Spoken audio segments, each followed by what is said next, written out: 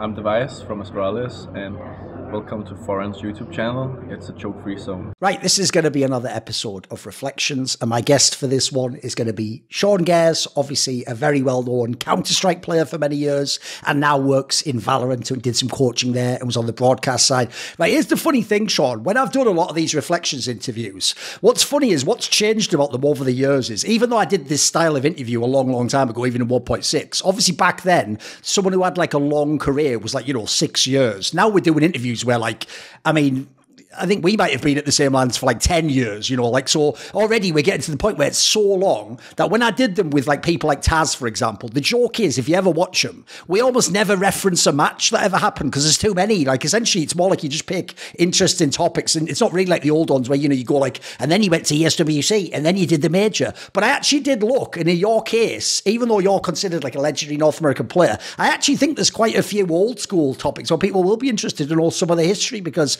I feel like no one really knows you before the complexity / Cloud9 period. So I actually did want to ask a little bit, like when we did that VALORANT podcast, I teased it like you were nobody, but obviously you were around the 1.6 scene in the invite. People didn't know you had ESEAs back then. You'd have the online league, then you'd have the teams that go to LAN. As a random aside, even back then, because of the people who ran ESN, they were all nutters. So if you qualify for the LAN and you don't attend the LAN, they ban you from next season, because you have to understand, guys, it was just a different world back then. So when I went back though, you actually were playing earlier than I remember though, dude. Like I remember at the end, obviously, especially when you teamed with SEMPHIS and those guys. But I actually didn't know it. Dude, the craziest one was when I looked it up, you were at like a WS3G Louisville back in like 2007. Was that really like your first proper like esports land? People don't know WS3G was like the rival to the CPL run by a guy who actually was involved in it. And it was trying to be like a big tournament circuit. So was this actually your first like esports LAN? Ooh, that's a good question. It was quite a while ago then. You must be pretty young then, right? How old were you then in 2007, mate? 2007. Oh my God. I don't even know how old I would have been. I would have probably not been 18 yet. Okay. Yeah, that was like, fresh out of high school, but I do remember that LAN vividly. Like I was on like a LAN team in Arizona, and we were grinding at that point. I think we had just qualified for like CVOP ESEA invite. It was like a huge feat for like a local team to do that, right? We were sponsored by a local LAN center. We would practice on LAN, and that WSVG Louisville, we drove there in 2 cars, and my parents were not very cool with me gaming back then. It was not socially acceptable. And I remember after getting bounced out, first of all, I think we played like mouse sports or something like that, if I remember correctly. Is that right? Yep. Yeah. And they used that was when there was like all these complications with like the crouch hopping. Yes, this was when it was first becoming like controversial as to whether it should be allowed, right? Yeah, and those motherfuckers had that shit bound to like mouse wheel. Right. And I was like the goat of using like crouch hopping back then. Like I was just like a zoomer, like running around like fucking, just crouch hopping everywhere. No one could understand where I was. But we were told you couldn't bind it to mouse wheel back then. Ah, right. If people don't know, it's a lot harder to do it manually with like the control key, isn't it? Yeah. Yeah, you just like double tap control. Yeah. And these guys were just like running around the map using mouse wheel, and we didn't think that should have been legal. And turns out it ended up being legal, but so we were a little butthurt about that, and we drove back. And I'll never forget, because we were like driving through Missouri, and I was like doing the math in my head, like if I go like 10 miles an hour over, like for those of you that don't know, like Louisville to Arizona is so goddamn fucking far. That's like a multiple day trip. Oh, like, right. Okay. Fucking hell. So it's super fucking far. It's like a 20-hour drive, I think. I'm pretty sure like that. And I was doing the math on like how to shave time.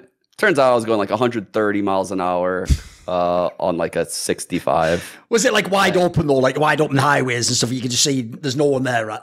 Yeah. And then I guess someone like called in that we were going super fast. Okay. And basically that cop ended up pulling us over. Okay. There was no like speedometer or anything. He had to catch us on like pace. So our tickets were, like 130 in like a 70 or something, 65. It was horrible. But that's my memory of that trip. By the way, just as an aside, I wonder actually one question I would have about that though is it when you first go to a proper esports like that, where like you say, it's not like you're just at a land with like other like invite level players. You like you say, you're there with people like Mouse Sports, like legendary German players, and then like Lurpus's team from Finland's there, and like SK Gaming from Sweden. When you see like the real pros, did it actually give you that vibe of like, I want to be part of this? Did you actually have that sort of like vibe when you went to that, or like next time, you know, I'll get him and I'll be good or whatever? Yeah, I remember like I had unlimited confidence as a player back then, right? Like it was always like, I'm gonna win this tournament. And when I lost, it was like, oh, okay, like I'm gonna win the next one. And it was obviously devastating to lose. When you have that mentality that you're gonna win a tournament and you don't win the tournament, it's devastating. But then I was very good at just bouncing out of that, like immediately being like, this is what went wrong, like this is what we need to fix, and you know, maybe this isn't the team we need, maybe we need to replace this player. And then I was also pretty cutthroat back then as far as my mentality of like, all right, this team's not going to work out, I'm going to leave. Oh, you'll like, just bounce to the next one if you need to, right? Yeah, like, and I think that that's how I kind of progressed through the 1.6 time frame. Is I had that kind of mentality where all I wanted to do was to be on the best team. All I wanted to do was grind. And if I saw that my players on my team didn't have that in them, I wasn't as good as communicating back then. I would just, you know, like find players that fit my mentality.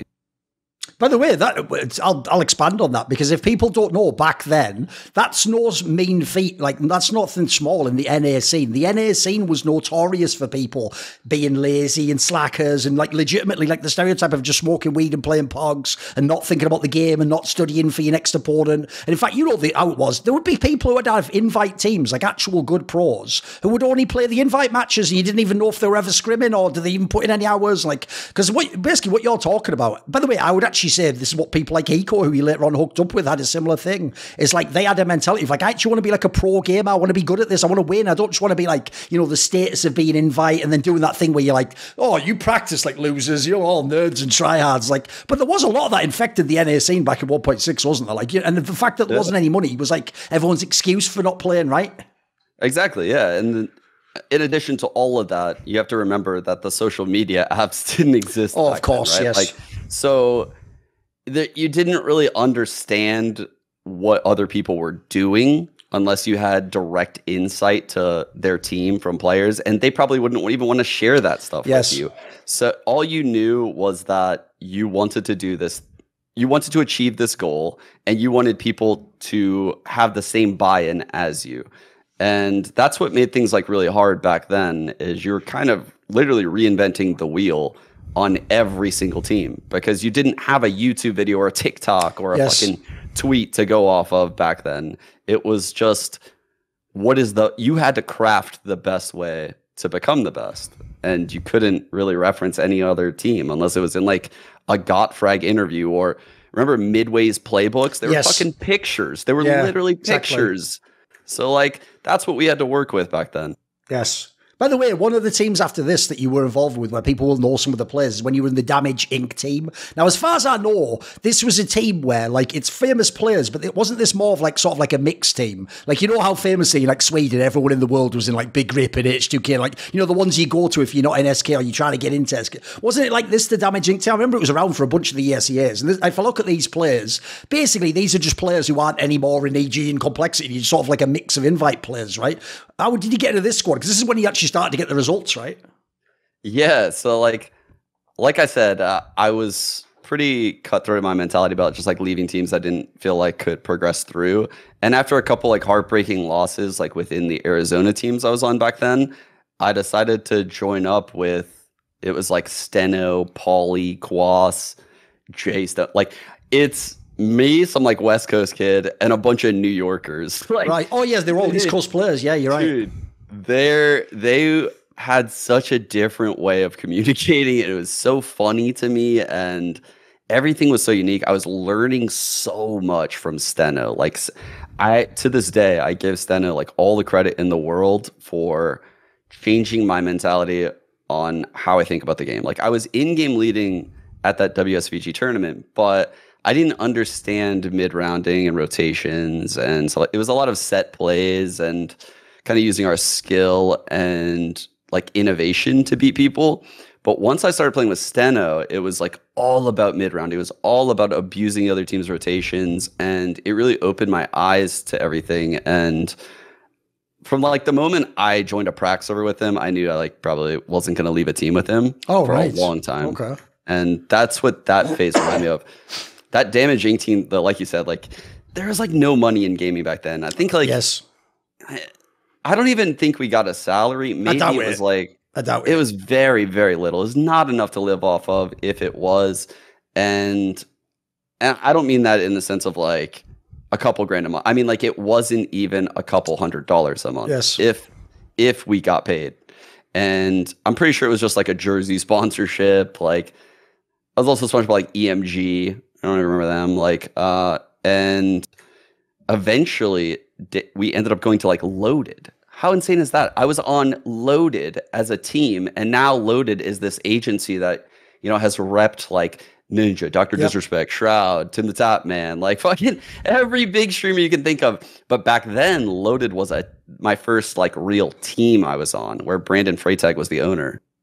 Right, let me ask you a follow-up, though, because I actually did plan on asking you about Steno, because here's the funny thing, Sean. I would actually describe Steno as one of those people where, depending on who you talk to, he was either famous or infamous. Because here's what's funny, but I think I get this, though, dude. After knowing some of the players and seeing everyone's different personality, what we just set up there about the ambience of the NA scene, how it was a lot of people who were quite lazy and they sort of just relied on skill, and quite frankly, most people just pogged it. Like, you remember what it was like that? There were people who thought they were in real teams, dude, who their whole thing was like, right, at the start of the round, get a pick. I remember telling them, you know, that's not tactics, right? That's actually playing a pog, bro. Like, what do you? But they thought that was like pro CS because they were just about shooting pick with a crosshair. So if people don't know, when Steno came along, if people don't know, this is a guy who, like, I think ethnically was like Ukrainian. He had one of the strange names, and so he already wasn't like the typical NA guy. And I would just say this: the reason he was a bit infamous is because some people thought he was like pretentious or he's like deluded that he thinks he's going to be like the best. But to me, he was just a tryhard, and I could actually appreciate that though, Sean, because like you're saying, he was a guy who was trying to like be the mastermind like IGL and have like, and essentially his whole shit really was like, I've heard he was like mega strict. It was like you have to follow his call like exactly, and if he tells you like to go, you go. And some of the players who played with him, you are almost like he's just microing you. Like, give me some thoughts, because like I say, on some level, because he was a tryhard, some people tried to like, they kind of memed on him back then and made him sound like he was an idiot. But to be fair, I could actually appreciate that he was trying to be the real IGL though, right? Yeah, he was trying. Like you said, he's Ukrainian, and at the time, Navi was insane. Oh, sure. Like Markelov, Starix, all those guys, and he tried to model the team a lot after Navi, right? And I thought we had a pretty good mix of people because, like I said, going into playing with him, I was very strat heavy, like innovating, finding cool smoke, stuff like that. And he was so focused on like defaulting and mid-rounding and understanding where the other team would be moving around the map. And we would go in prac servers and he would just be so dry. Like it would be so boring for some of the other players on the team. And it would seem like he was kind of saying the same thing over and over, because it was like, you know, once we do this, this player is going to move there. And then the next day we would be in a server, it'd be like, if we do like this a little bit different, this player is going to move like over here. And so some players on the team would think this is boring as fuck. Like, this is so boring. But I was like soaking it all up and kind of laughing. I remember like Jay Stone at the time would be like, he would come alive like while Steno was going over stuff in a server. Because this was when you would all join a server, the in-game leader would stay alive, you would all kill yourself in console and just spectate. And Jay Stone would like come alive and no clip around the map and like change his name to like Jay Stone's Gun Shop and just like throw guns around. And Steno somehow had it in him to just like ignore it, just totally like blank face ignore it. And I was like, this is fucking unreal. This is actually unreal that this is going on within our team. But it was such a fun environment. I think what I respected most out of him is what you said, that like grind mentality, right? Like he was very quick to, if someone like stepped out of line in actual scrims or something, he'd be like, yo, that's whack. Like he would make you feel pretty fucking shitty about it. Like he would guilt you into being like, yo, like, come on, you're ruining the practice for like all of us. So I said that thing with Jay Stone, but like literally after practice, he like reprimanded Jay Stone and it like never happened again. Yeah, because we had some fucking clowns on that team, man. Like Quas, J Stone. I think we even played like Lim for a little bit. I thought Steno did a really good job of like managing all those personalities. And yeah, I think he did have that grind mentality, and people didn't like the fact that he was very cocky. Like he was very he definitely thought he was the shit, didn't he? Yeah. By the way, along these lines, though, one thing obviously that's inferred that we haven't explicitly said is Seangares in this team isn't the in-game leader. Like, he's just a player. So here's the thing. People might know you from CSGO. Who was Seangares at 1.6? Like, what sort of roles did he play? What sort of player? Were you actually a skilled player in 1.6, do you think? Yeah. I think I was really skilled in the early stages of 1.6. Like, I'm talking probably before I started in-game leading. I skipped Cal Open, went straight to, like, Cal Intermediate, and then quickly went to Cal Main. Actually, I think I might have went straight to Cal Main now that I'm thinking about it. And then I went down to Intermediate, and I was ringing for Weekend Warriors on someone's account in Cal Invite. I don't know if I can. I guess at this point it doesn't really fucking matter. It's too late now, isn't it? I know. I can't do anything about it now, mate. Some guy named, actually, his literal alias was Cockzilla. Oh, yeah, well, that was a player from Workign Warriors. Yeah, true, okay. Yeah, I played under his account for like a match, and yeah, that was pretty interesting. And I was an AWPer back then. I was super aggressive. So I was like a loner in high school where like I would just literally play games before school. I would come home, play games. All I did was play Counter-Strike. That's literally all I did. And I remember I would put music on like, because I was in like an office room where I had like my gaming PC and a second PC that like wasn't for me. It was for like my parents. And I'd play music from that second PC, and I would just literally be pushing to like the music. Like I would you were vibing with like the beat on and the drop. Yeah, exactly. Okay. I would literally like pop off with the music. And by the way, does it go without saying, Sean, that if I'm thinking of the era, the music was all the classic frag movie stuff like, you know, Linkin Park, and was it all the classics? Because by the way, the reason they picked that music for the movies, guys, is it does hype you up. Like, who doesn't like it? You're crawling in. Everyone loves that shit. It was pop music. Dude, to this day, actually, I still listen to some of that like frag movie music. For the nostalgia of it to hook back in. Yeah, I think Sponge made a playlist. Actually, oh, right. It's old school shit like that. Yeah. Right. I helped him add like a bunch of stuff because I was a huge frag movie junkie. Like it would always be like playing. I'd always watch it to hype me up. Yeah. I miss those days. Did you actually, when did you become an in-game leader then? Did you do it a bit in 1.6? Was it in CSGO? When was it? I think it might have been like on one of the Arizona local teams or something. Okay.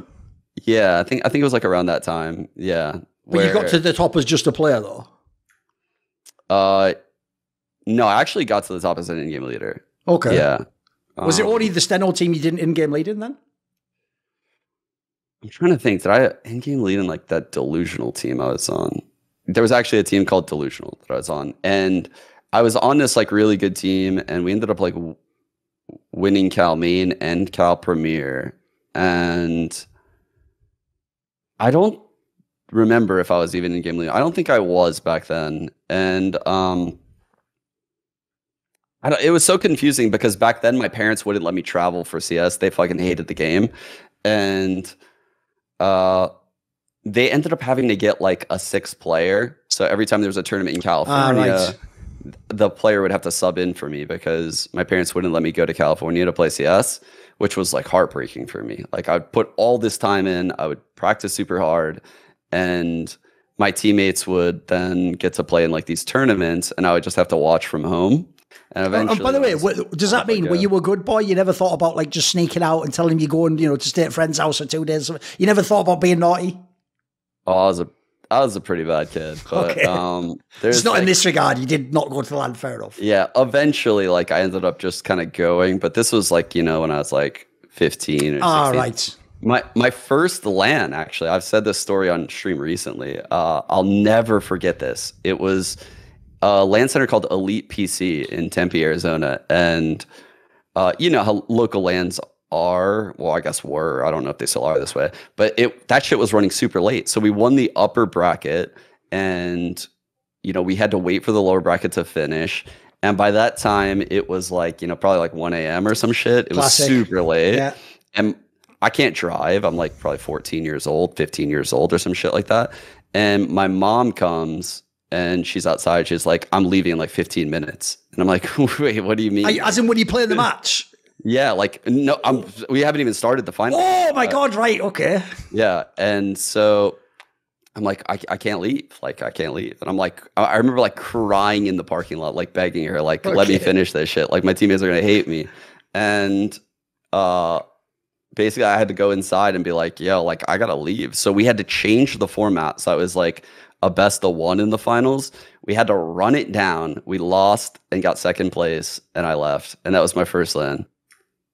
Because obviously after this, one of the teams at the end of 1.6 that if anyone remembers the scene, they will know you from, is when you played for the one where it changed the orgs a bunch. It was like full game and then back to back and then like it was the one where basically it was SEMPHIS's crew, where if people don't know, SEMPHIS at the time had a team of like Canadian players. There was like the BN guy and the n0thing guy, not Element, he actually was copying his name. These guys were already in a team for a while and people knew SEMPHIS. In fact, here's the interesting detail though that I always do reference. At the time, even though he was an invite player, SEMPHIS also was, and this is, I'm not even making this up, it's real. He was also a famous Gotfrag internet troll where he was called Terminator or Gotfrag, and he used to be like, I think like the biggest Edward fanboy or something. I forget which exactly. I think it was, he was the fan of Edward and Neo, I think with his two, that he was like the stan of, like, there wasn't even a stan concept back then, but he was the original stan basically. He used to like do that thing where you post like this. It's like, essentially the joke is he really was like a HLTV user. You know when they lose the game now, Sean, if Vitality lose, you go, you know, Zemu fans come here, and then you like insult them. He was almost like the guy doing that, but for his players, right? So at the time, SEMPHIS already known as a character, and in fact back then,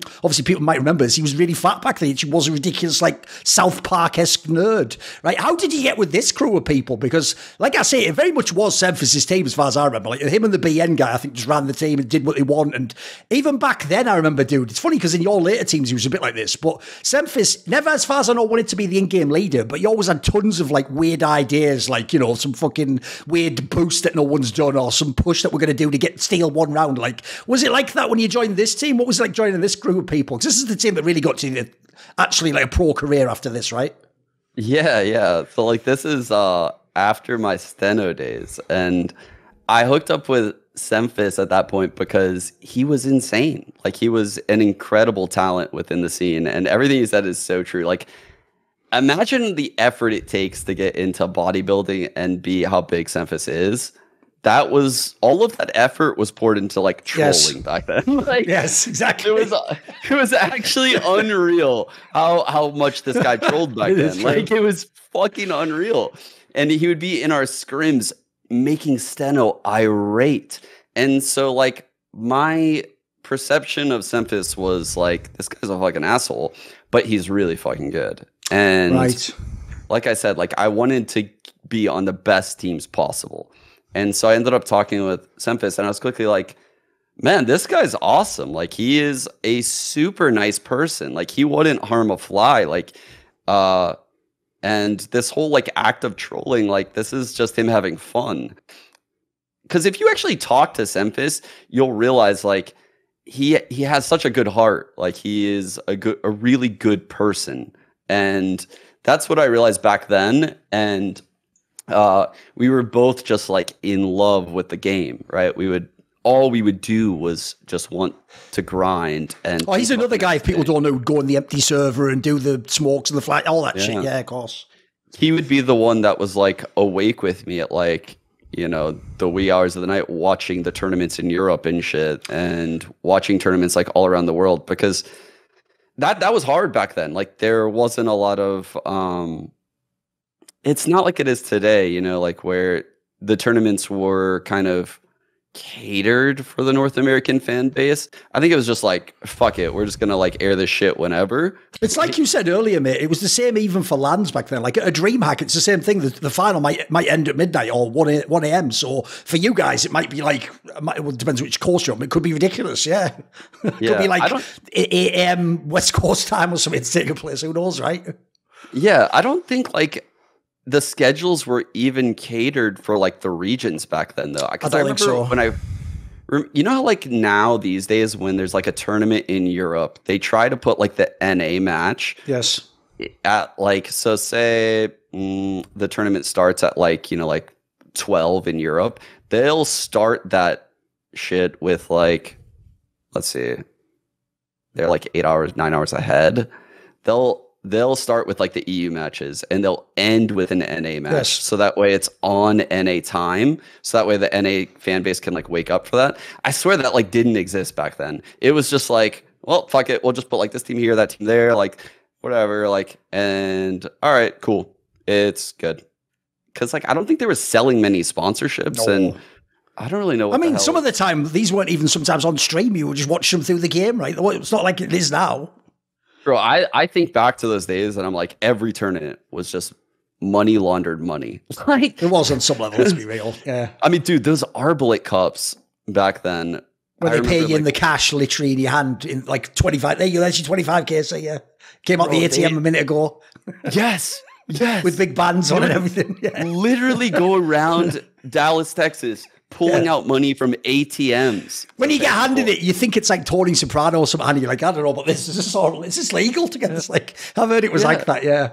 Yes. It was fucking so weird. It was so weird how like there was just all cash on hand, like in hindsight. By the way, though, to bring it back to what you were talking about, though, the SEMPHIS point, that's also not a minor issue. Like if people don't know, like you're saying, because it's like you have to essentially live Counter-Strike to watch these tournaments. Back then, if someone like I'll give you an example, former teammate of yours, the Evolution guy was like a good AWPer who played on Complexity. I doubt he's up at 3 in the morning watching some European Dreamhack game. Like his thing would be like he plays in America in Pogs now, goes to the NA LAN, and then if that happens to be an American LAN, then maybe then he figures out who they are. Like people like that, they weren't people. Even though we're all pro gamers in this sense, people weren't nerds in the same way. There was, like you're saying, it's actually there are just a handful of people like you and SEMPHIS and Lurpset who will go and super hammer it, right?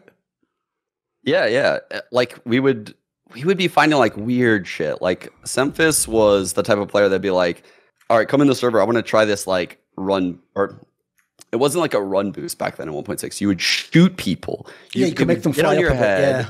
And you would jump, and the person on the bottom would shoot you.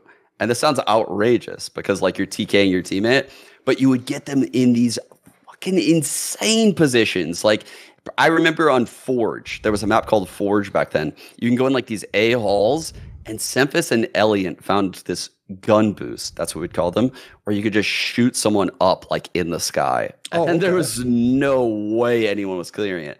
And we were like blowing people's mind with this stuff. And that was really fun to me. Like literally innovating on that level while being on the best team in NA at the time was super fun. Yeah. Must have also in this team been cool, like I say, to actually be like, this is when, in the first times you were in this stuff, this is when Evil Geniuses still existed with like Lurpis and Fraud and n0thing and all those guys, like the real pro team that's getting paid the salary and has all the like team house and everything. Like, was it fun to actually be mixing it up with teams like this? Well, I think actually they went to Source. So like my emergence in the 1.6 scene was... I guess luckily due to the fact that Source took a lot of the players away and they went to CGS and I played Source at the time and I was like, this game is fucking dog shit. Like I'm not playing Source. There's just no way. There's no way I'm playing this game. And I stuck to 1.6 while all of those players went and played Source. And then I think some of them tried to come back and they just were never they weren't the same level, right? Yeah, exactly. Like Fraud came back and he was on like check 6 at the time with Hiko and like some of the other players. Yeah, and they were a really good team, but I don't think they were ever as good as us. I think it was like Fraud, Storm, Warden, Hiko, and like I don't remember who the 5th was actually right now. Fair enough. Yeah. Right. What about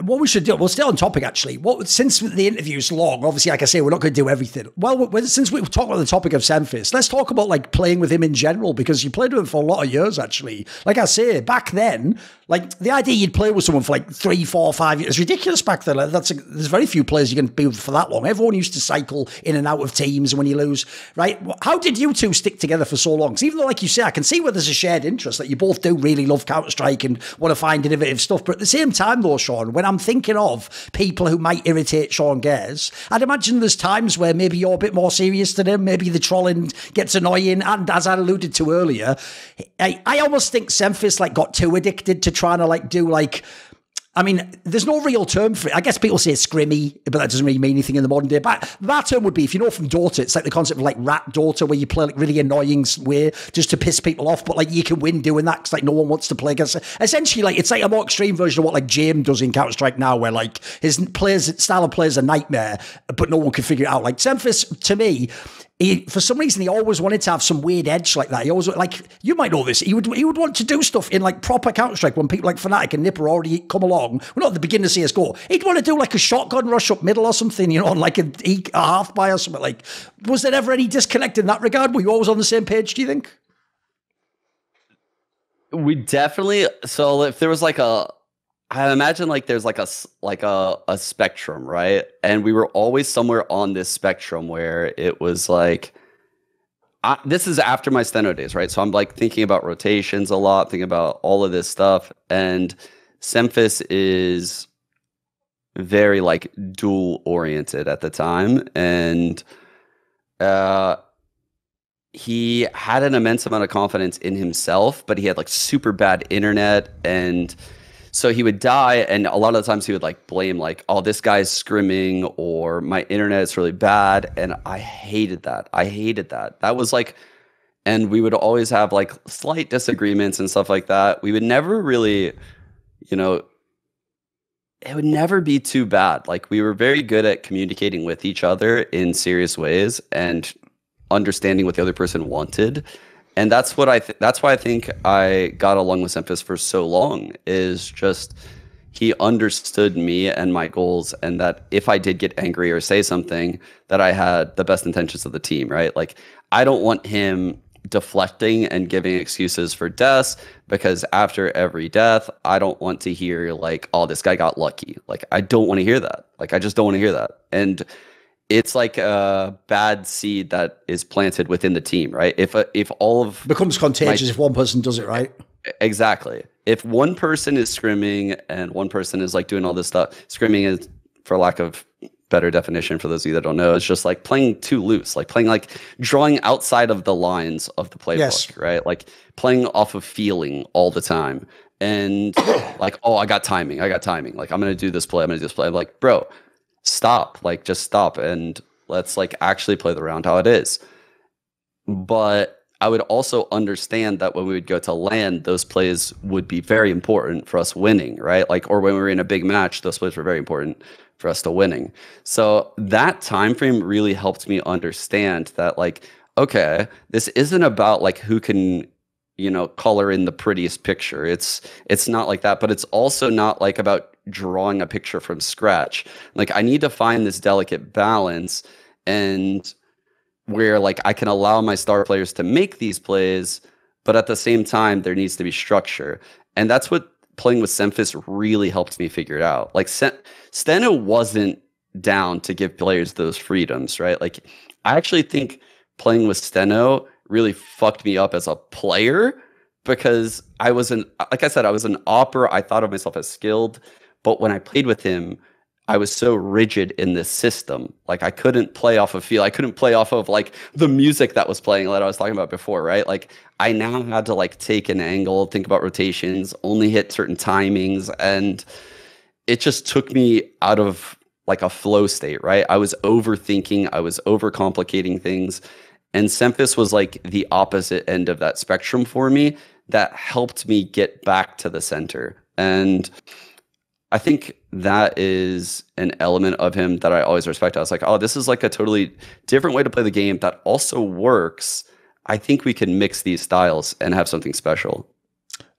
I'm just going to say this very briefly. You can say however much you want on it. Did it not piss you off when he got kicked and he came out of that interview and said everyone was on Adderall and that fucking LAN? Like, because to me, that's one of those that, look, I totally get from his side if he's a bit cheesed at Cloud9 or he just thought, fuck it, he did it. But like, if I were you guys, I'd be like, bro, you just basically named us all. Like, you just said we all did it. Like, what the hell? Just say you did it or something. Like, were you not pissed off at that? Did that not get to you a bit?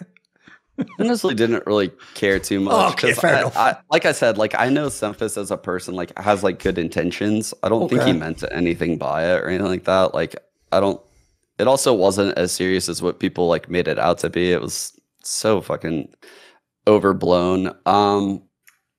It's not like our team was just on Adderall all the fucking time, like doing this shit. Like it was so overblown at the time.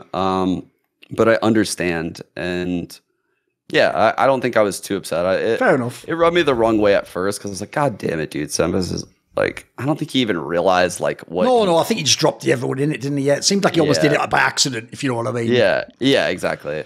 So yeah, I'm not gonna get mad at him for that. No, yeah, I still talk to SEMPHIS every now and then. Obviously, he's not like really in my circle, really, because of VALORANT shit. But yeah, no, not like I hate him for that. No, it's all good. Right, one thing I want to ask briefly, because we're going to get into all the CSGO stuff now, is when CSGO began, and remember, if people remember, like you were saying, in 1.6, it's not like you were making much salary anyway from those invite teams, but like when CSGO begins, everyone did think the game was even smaller and there's going to be even less opportunity. So like, I noticed early on, you were on that team where it was the Area 51 team, where it was essentially like SEMPHIS, Hiko, DaZeD, and it was essentially like DaZED's crew of people, if people don't know. And then after that, they basically made a team without you after that, which became the Quantic team that everyone knows. And then eventually SEMPHIS and Hiko came back and he remade the squad, right? Early on, when you were first in this team, like when you're in a team with DaZeD, is DaZeD the IGL? Are you the IGL? Early on, I noticed after this team, you basically did almost no lands for like something like 6 months or something, dude. So were you actually going hard at CSGO in the early days? Could you have been in this team properly if you wanted to? And who was the IGL? So were we going hard? We were not going hard in CSGO at first. So we won the last CS 1.6 LAN, which was like 10K first place.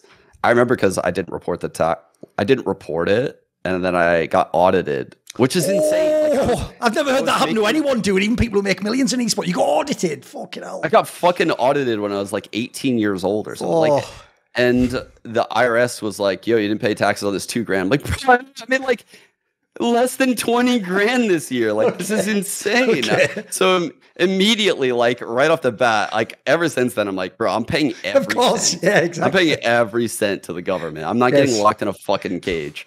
Like, so that was like my last experience with 1.6. And then coming into Go, we like didn't play it. And then there wanted to be like a show match between like us and Team Dynamic, because we were like the best team in 1.6 and they were the best team in Source. Right. Okay. And there was so many Source similarities within the game. I'll never forget, there was this show match and it was like me, SEMPHIS, Swag, Elliot, and n0thing. That was our team. And we played against like Team Dynamic with like Anger, Pex, maybe Adren or something like Adren, yes. Yeah. Okay. Like all of those guys and AZK and me. Yeah. And they just, I want to say the only map was Dust. The only map was Dust. And I want to say they beat us 20. Okay. What was it? Like, fucking bro, they literally blanked us. Like, I don't think we won a single round in 2 maps of Dust. Oh, they won like whatever, like 30-0 or whatever. Yeah, something like that. Yeah. They're or 32-0. Yeah. Yeah. They're waiting in the server for us to join. We're like 10 minutes late because n0thing, myself, and Swag are all fucking downloading the game. Like, we don't even have it. These guys have like Molotov lineups. Right. And back then, Molotovs didn't blow up in the air. They could literally, you could just throw them across the entire map. These guys had like pre-Molotov lineups and shit. They knew the mechanics of Source.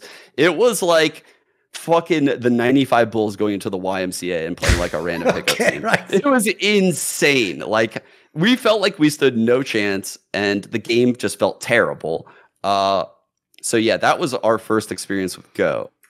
And then when we picked up DaZeD, he taught us a lot about Source, right? Because we quickly realized at the time, we were like, bro, this game, Elliot didn't want to play it. So that was the guy you were talking about earlier. And we ended up picking up DaZeD. And DaZeD didn't IGL. I IGL'd the whole time, right? But he helped me a lot understand the Source mechanics and like how the flashes work, how the smokes work, how like peeking works, like how AWPing works. Because in Go, there's the peeker's advantage was wild. Yes. Like I felt like I couldn't AWP anymore. Like I felt like It was so fucking crazy. If people don't know, it's almost the opposite in 1.6. Like in 1.6, the guy waiting on the angle is usually the one who wins this fight, isn't it? Yeah.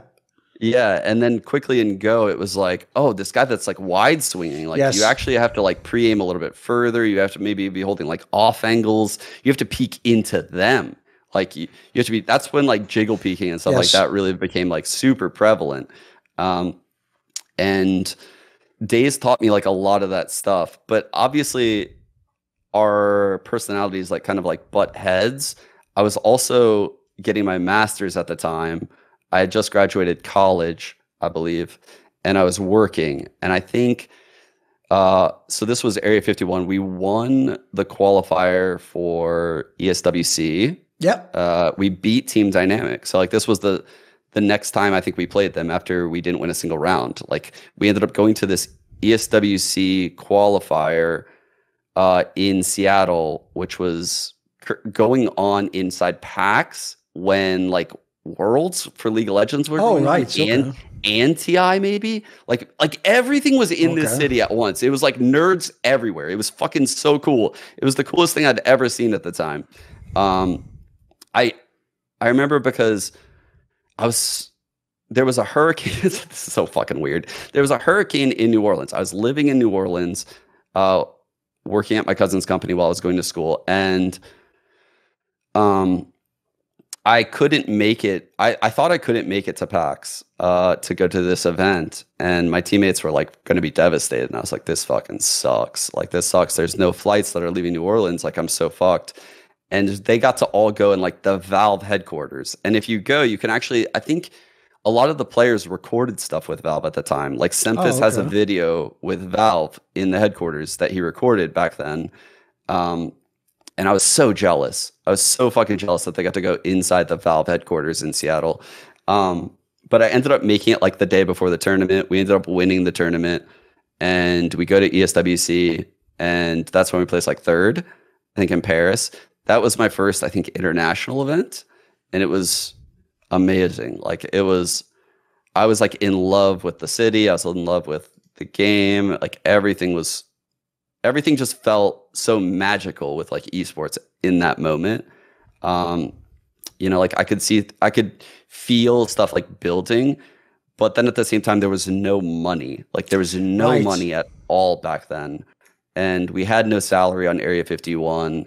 You know, like there was nothing to do. So I ended up just being like, you guys have DaZeD on the team, like Hiko and IGL, like we're butting heads a little bit. Like I'm just going to step down. Like this is... Was there a real chance you maybe just retired then and there was no more CS potentially? Yeah. So like I took a break for like a long time actually. Like, and I was kind of just like working on like myself and school and like working and stuff like that full time. But yeah, that's what I was doing at the time. Because the other thing is, obviously, after this, you then made the complexity lineup that people know with like Hiko and Swag and SEMPHIS and all the rest of them, etc. Right? That core of players, I would say, even though it actually didn't play together that long, it was like a year or something, it's pretty well known. Like people probably do quite fondly remember that team, right? Was that team Seangares Counter-Strike? If people go and watch a demo from there, if I pull up a demo from 2013, you know, with complexity or something, would it be like proper? Would that represent who you were as an in-game leader? Was that your philosophy? Did the players listen to you? Did they do what you said? I think so. Yeah. I think so. So like around that time, you know, like I said, I was like working and doing school and stuff like that, and then things kind of fell apart with DaZeD, and that team like, you know, just imploded as far as I know. They had like literally issues literally with imploded in personality and shit, right? So they came to me at that point and they're like, "Hey, we need like an in-game leader. Like, we'd really like to play with you again. Are you interested in playing? Are you interested in competing? Do you have time? Like, is this something you're passionate about?" I was like, I actually didn't remember this until you're bringing it up right now, but I was very on the fence about coming back and playing. I was like, "There's no fucking money. It's a waste of my time." But I was also, my competitive itch was just crazy. Like I needed it back in my life. And so I said yes, and I joined Complexity. And it helped a lot that was my first like true salary. And again, like salary compared to now when there's VC money involved. I'm going to guess you talk like $500 or something, right? A month. 300. There you go, 300. Okay. Yeah. So like we're not talking a lot of money, but it's enough to kind of like get by, and at very least be like, okay, like there's hope. There's like I can like kind of like scrape by, and I already have my degree, so it's like I guess I can kind of like free roll here for a little bit, see what happens. And yeah, that was like a really cool team. It was like me, Swag, n0thing, SEMPHIS, and who am I forgetting? Hiko. Fuck. Hiko, yes. It sounds like a pretty insane team, and it was a pretty insane team at the time. Yeah. Yes. Now, obviously, this era as well was where actually, I think this is where a lot of your like status as a player individually came from. Because if people remember this team, it had that, there was the really weird dichotomy where if you were in NA, the DaZeD iBUYPOWER lineups were like loads of skilled players and a lot of the source players. And remember, in NA, they would like win the ESL land. But famously, your team, when you went internationally, they were famous for like bombing all the majors. And they would always get out in the group stage. If they went to Europe, they played half as well, it seemed like. Your team had the opposite profile, which was you might not be the dominant team in NA, but famously when you went to Europe or a major or CPL, you were always in the mix. Like you could play against the NIPs or the very games of the world. Is there something about this particular group of players? Why did your team actually, why was your like the one lone NA team that could somehow match up against the Europeans? Was it something about the style, the mentality? What was it? What was it enabling you to do this, do you think? I think DaZeD had like a really good read on maybe like the things I liked doing at the time, like in hindsight. And I did like research a lot into like all the teams we played, but it seemed like when we played iBUYPOWER or whatever team DaZeD was on at the time, like, you know, like they had really good, I don't even want to say like counters, they had crazy individual plays. Like they knew when to make individual plays against us. Like that's when they had, I'm pretty sure, like Skadoodle, AZK, like those guys were fucking insane when they played against us. They would have huge pop-off games. I mean, even DaZeD could pop off and people didn't know. Even he was a fragger sometimes, yeah. Like they had an op presence too that like we just didn't have with Skadoodle. And Skadoodle like was very hard to deal with in the early days of Go. Like he was incredible. People thought he was like cheating back then. Like he was so insane. He was so insane. And when they would go to like LANs and tournaments and stuff, that like loose play style that they were playing with just like wasn't working. But they also knew like how we were playing. I don't know, maybe because DaZeD played with me, he knew how I like calling or something. It just seemed like they had a really good read on the things we like doing. It was very difficult to beat them because they had an immense skill and a good IGL. Yeah.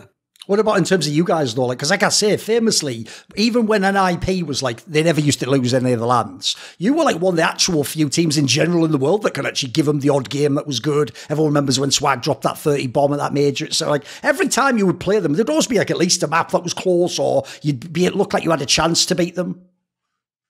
Yeah, I think like it's because a lot of the stuff that we were doing at the time, like I was modeling after these teams and I was kind of building off of it.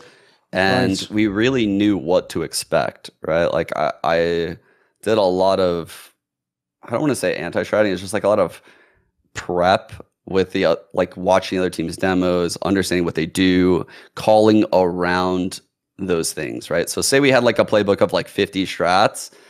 Obviously, you can't run all of those. I would determine which ones would work the best and like what style of play would be best against this team. And I was learning like a lot about like game planning and stuff like that around that time frame. And I think also we had huge mid-round potential, which I don't think like iBUYPOWER necessarily had maybe at the time. We had very vocal players that were willing to make important calls. Like Swag made some really important calls in like the very games group match at the first major. Okay. Like the last round where we faked them and we go B and then we go to A. That was like all Swag mid-rounding that. Right. And then n0thing was also willing to do that. SEMPHIS was willing to do that. Hiko, not so much at the time, but he was like a star player. So I just think we had like so many voices on the team that were capable of like taking over a round, and that helped a lot when there was a lot of variance from these EU teams. By the way, along those lines, if people don't know, like the best way to illustrate it is if people look it up. I'll see what I think I actually had it open here. Yes, okay. So in 2013, Hiko was 9th on HLTV's top 20 players in the world. So like that says it right. I don't even need to say the numbers. That tells you right there he was considered a true star player, almost on like a European level. Like the idea is a guy who can actually go head to head with, not literally, but, you know, the get right to the world and those like stud players that everyone knew, right? How do you use a player like that? Because if people might know, this team was the one where he really developed, like, he kind of was trying to be like get right, the perma lurker, right?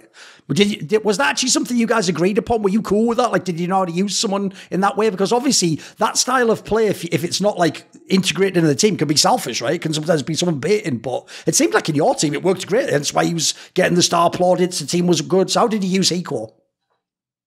Yeah, that was like really tricky at the time. And I think if like it was current day, it wouldn't work really as well as it did back then. But I did trust Hiko a lot because of like what I was seeing in practice and like previous matches and stuff like that. I knew he was like our closer, right? Like I didn't want this guy going in first, second, third. Like I wanted him alive in the late rounds. And I wanted him to play positions where he could have like the most impact in those late rounds. So, you know, say we're playing like, you know, like Dust 2 or some shit like that. Like I want him using his, like if we need to smoke mid to take cat or something like that, or smoke Xbox, or, you know, like do like a long fake early round to draw out util and just see if they're playing long or something like that. I want that to be Hiko's util.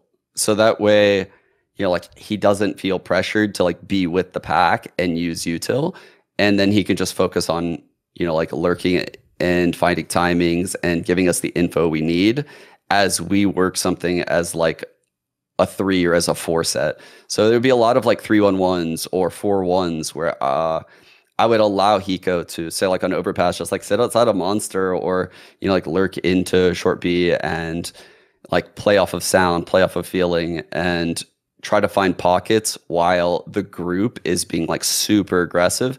And it took a lot of tinkering in practice and being like, yo, you're going too passive, you're going too aggressive, like you can't do this, you can't do that. But eventually, like he found this really nice sweet spot, and he really understood the meta at a super high level in 2013.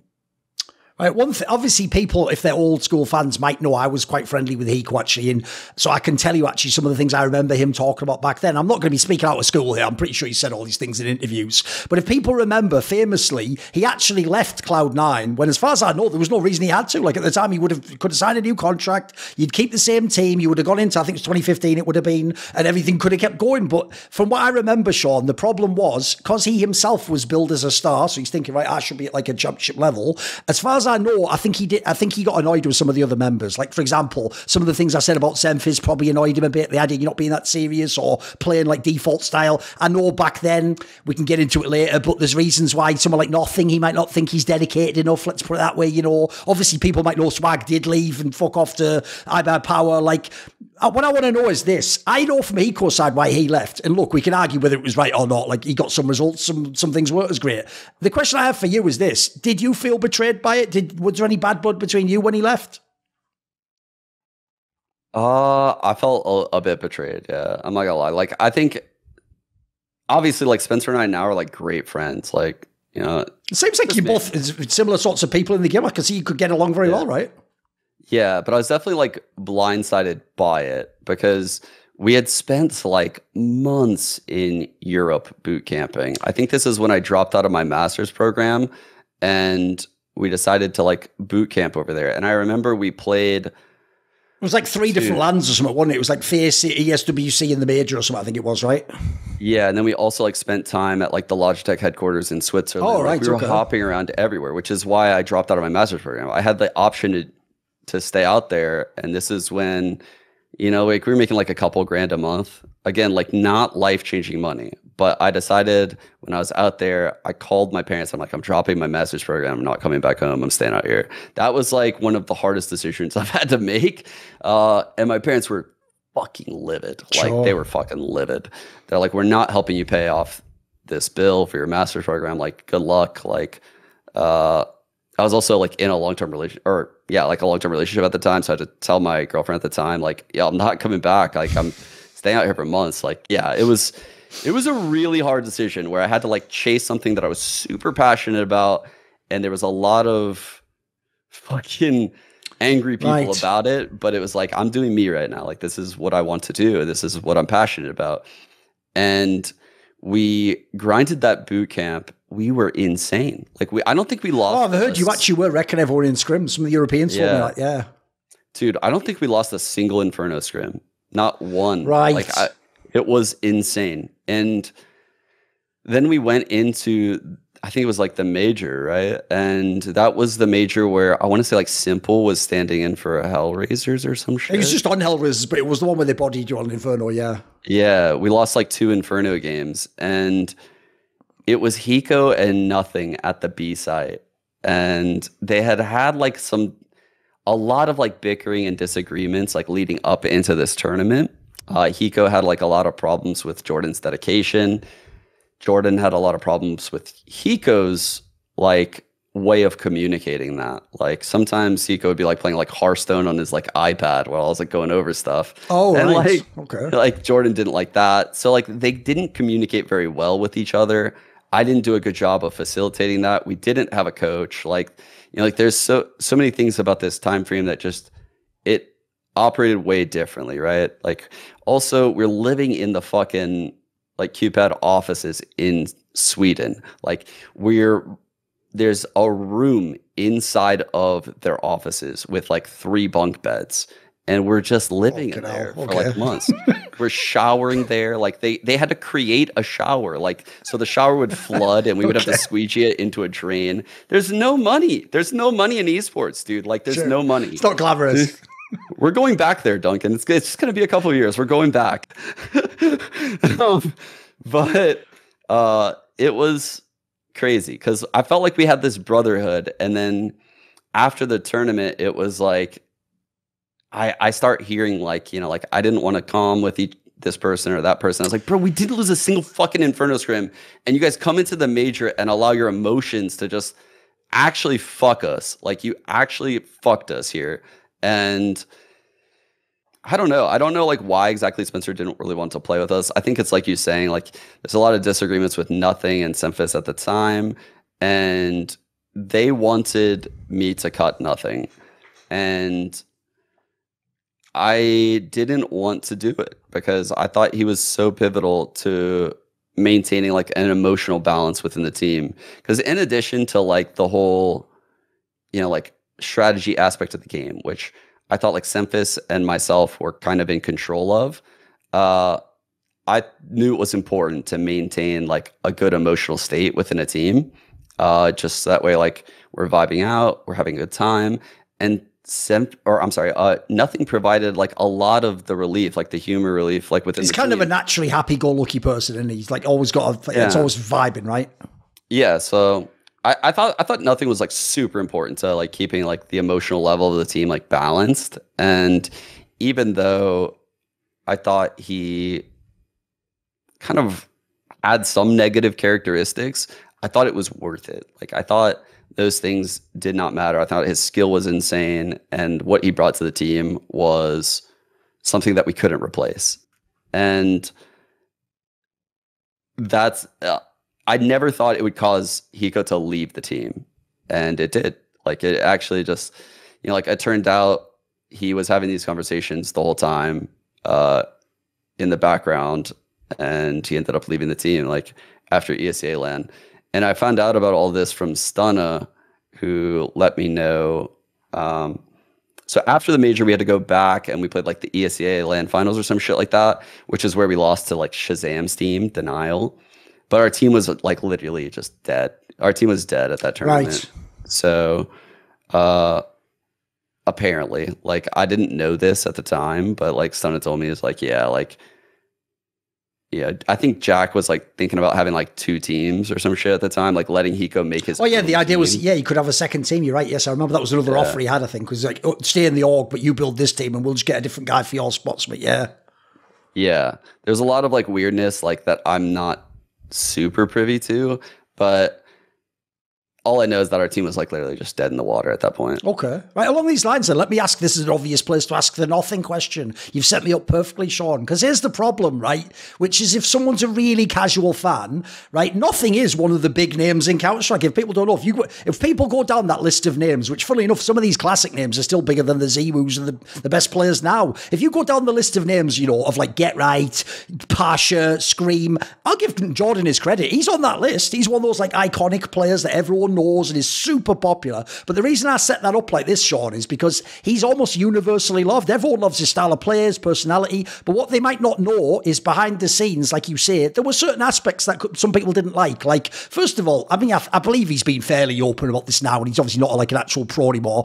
He's someone who smoked weed. Now, look, that doesn't have to be a big deal, like a lot of people do. But in his case, I would say combine that with sometimes being, I wouldn't even say he's a pure slacker. He's more someone he likes to have fun, which sometimes means he's slack instead of doing hard work and things that are boring. There's definitely that aspect. So, for example, if someone's a super try-hard, they're not going to vibe with that. Then, even though, like you say, I agree, if you want like the personality balance of the team, it's a concept I've had to learn myself over the years, mate. I'm like every HLTV fan. Back in the day, I would have just put all the skilled players and made the star team. But what you learn over the years is the social dynamic definitely affects how good the team is and whether it can even work. So even though he definitely brings some positives to that, some people would also say some people found him annoying to play with, or in your case, maybe he didn't always remember the strat. There's from that famous clip, if everyone remembers, where like in the like ESL VOD, you're like you're telling him like, save this round. He's like, I bought a Galil. It's like, what the bro, we're at like the fucking major now, whatever, like, or Pro League or whatever. Like, so there's certain things that like they're funny to say about now in a video, but I can see why this would annoy some people. But as you said, to you, like, what he brought to the team made it worth it, essentially, even if it's difficult to deal with. Yeah, I think like all of those things were just things I just knew I was getting with the package, right? And I grew up in, you know, the CS 1.16 with n0thing. Like, I remember him just terrorizing that scene and everyone thinking he was cheating. I remember n0thing, but like, so like, I knew his star player potential. I saw it so many times. Like, I knew what he was capable of. I thought he was very good at communicating, like way ahead of his years. Like, he was really good at expressing his feelings and letting the team know like kind of what he wanted. But he had so many problems at the time with like what he wanted to do within the game. Like, he didn't know, like, and that drove, I forgot about this. That drove Hiko a little crazy because Jordan wanted to be like the entry fragger. Then he wanted to be the support player. If people don't know, there's a weird thing where he had, I remember actually talking about this from 1.6. He had some weird thing, Sean, where he believed like that if you're skilled like him, you should try and be like an all-round player and you should be able to do every role like you're saying. Whereas like what you're getting at is if me or you had to like, you know, like let's say it was like Space Jam. It's like we have to win one match against aliens. We would just put him as like, I don't know, like an entry fragger or something and just tell him like go in now. But he actually did, like you're saying, he wanted to do everything. He wanted to, I want to be like the clutch master who wins then, but also like I want like secondary. He thought he could do everything in the game, right? Yeah. Well, we had him in like an entry role, I think. It was like him and it was weird because we had no like true entry at the time. So I remember I was like AWPing, but like I would also end up like entering at times. Like, it was so fucking weird because Jordan didn't really have like that mentality to like be willing to run in and just kind of like die for the team so that way we could get the right spacing and trading. But I also think he would have been fucking insane in that. He would have been the best entry fragger in the world. Yes, his aim was mega. He would have been. But those star player mentality is like they don't want to do that. Yes. Which is why eventually we ended up bringing like Freakazoid into the team. Like, we wanted someone to do that. We wanted someone to just be willing to die for the team. So that way we understood exactly how to like kind of enter the site. Like, say like you do an exec, like the entry is like slightly ahead, and once that person gets kind of shot or figures out stuff, you know, like everything is so easily solved at that point. But Jordan didn't really like, he would do it, but he would be very hesitant, which would then like mess up the timings a little bit. It wasn't a good role for him. It really wasn't, like, at the time. And we were kind of like, you know, jamming, you know, the square peg into the round hole kind of thing. And that was a huge problem, I think. Right, as you've alluded to, another thing people might not know is because of your 1.6 career and who the personnel you had in this Cloud9 core was, pre-Skloodle, you were the AWPer in the team, if people don't know that. Because if you look at these players, none of these players are natural AWPers. Like, maybe like SEMPHIS would fuck around for 1.5 or something, you know, but none of these players, these are all in theory riflers. So if people don't know, like, first of all, I'm sure you will acknowledge you weren't as good a CSGO player individually as you were in 1.6, that you didn't have good stats. But you were essentially... you actually remind me a little bit of how like Nitro did it in Team Liquid. You didn't force it. You weren't like the primary AWPer all the time, and definitely everyone wasn't like saving an AWP super hard to give it to you. But you would do it right, mainly on like the CT sides where it made sense. Like if you play like I don't know Nuke or something, I'm guessing you're going to do it. Like how would you describe that? How much did you AWP? By the way, how do you run a Counter-Strike team and try and compete with the best teams without a really good AWP? I mean, this is the era when people like Guardian, Kenny's exist.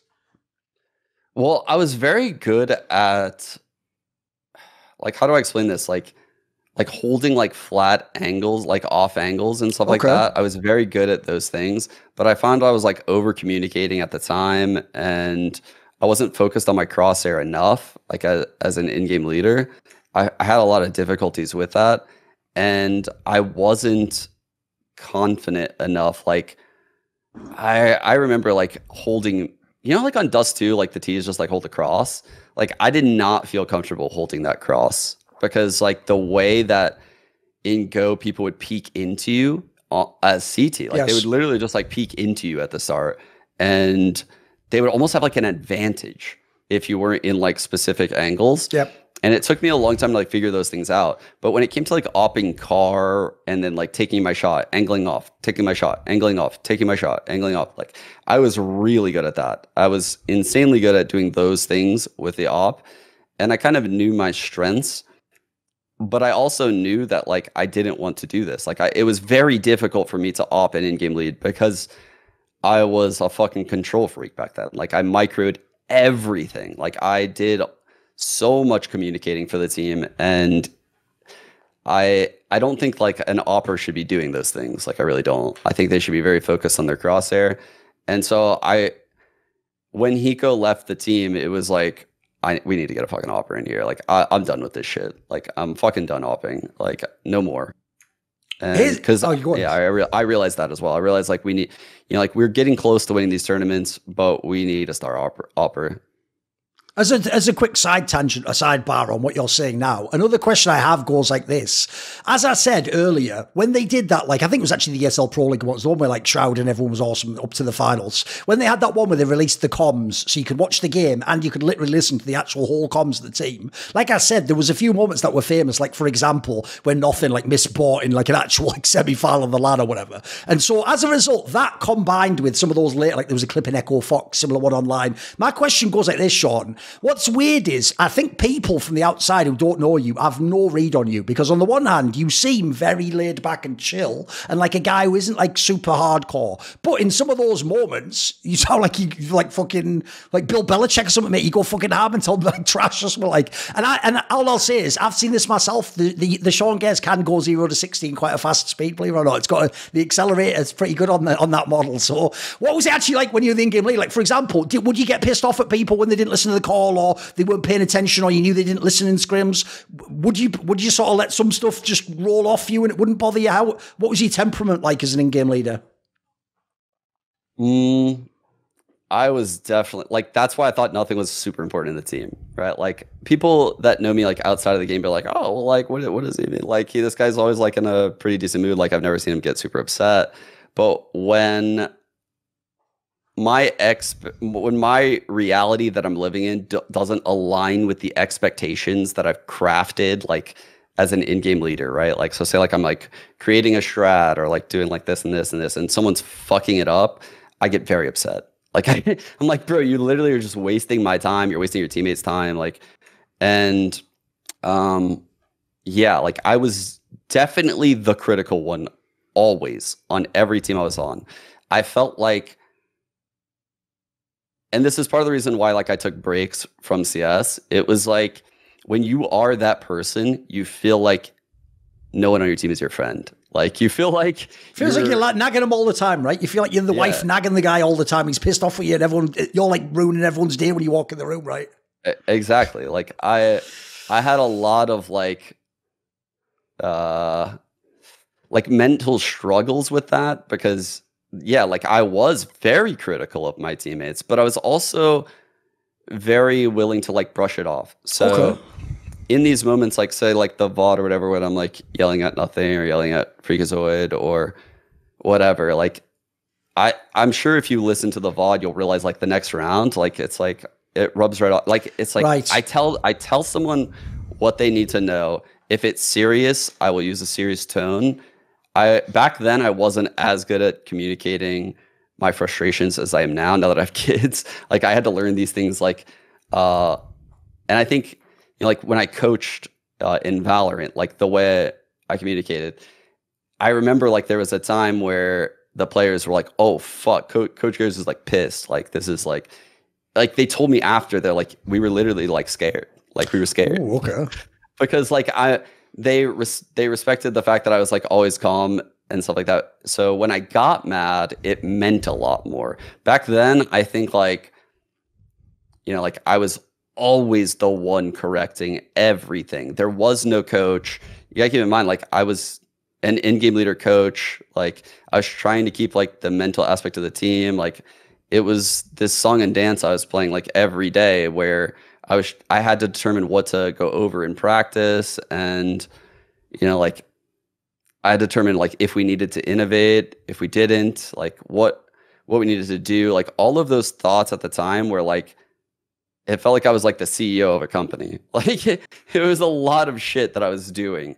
But it was so fun. Like it was fun to like have that control, and the players clearly respected me, right? Like and that's what made it all worth it. Like not once, I don't think, did any of the players, I mean, maybe behind closed doors that I'm not aware of, but like they didn't like try to like cut me or anything like that. Even though I was such like a negative Nancy in practice, even though I did act like that, like they respected the fact that I had good intentions. And then at the end of practice, I could, you know, like be calm and like tell them like, hey, like this is what went wrong and this is blah, blah, blah. Like SEMPHIS did make me change the fact though that like I didn't do it like during rounds. So like during rounds and like after rounds, like save it till after the scrim, save it till blah, blah, blah. I didn't like that because then people would forget. And I felt like I had like kind of photographic memory when it came to like those things. Like I knew exactly what happened on every round and I could remember it like clear as day, like why we lost the round. And then when someone's memory didn't align with mine, it would be super annoying. So I liked doing it in the moment at the time. These days, with all the tools you have to go over stuff, I don't think that's optimal. But I learned to communicate differently with different players on the team also around that time. So the team without Skadoodle and Freakazoid, I was communicating the same way to everyone probably. But like moving forward with Skadoodle and Shroud and, you know, like Freakazoid, I learned like, hey, like I can yell at like n0thing and Freakazoid and tell them things that need to be done. We can get pretty fiery, and then the next round we can forget it. Like they have that personality where they understand. But if I do that to like Shroud and Skadoodle, they'll like shut down. Right. And that so different people need a different communication style, right? Yeah. So like I learned a lot about communicating in like those middle years, and I'm not gonna lie, like I was definitely pretty fiery, like as an leader. Like people that know me outside of the game wouldn't expect it. Yes. But the people that played with me know that I was like willing to get pretty fucking fiery. To paraphrase the legendary DMX, I just love when y'all in my Patreon crew give me a bigger piece of cake to chew a hole through. Because obviously, one of the ways I'm able to support myself and make content like I do on this channel is thanks to my Patreon community and the likes of Ahmed Haju, Frisky, Matt Pugnaccio Rakula, Animosity, Jensen Gore, Tobias Bernasconi, Tosh, Toucan, and always a special thanks goes out to my main man, Jerky's Minion. Do you want to ask a question in my video AMA? Do you want to suggest a topic or a guest to interview? Maybe you want teasers, find out who I've already interviewed in upcoming episodes. Or do you want to take part in one of those lengthy online discussions that I do with my top patrons? Well, if any of these perks or more appeal to you, then put your money where your mouth is and join the Skrilluminati today via the Patreon link below.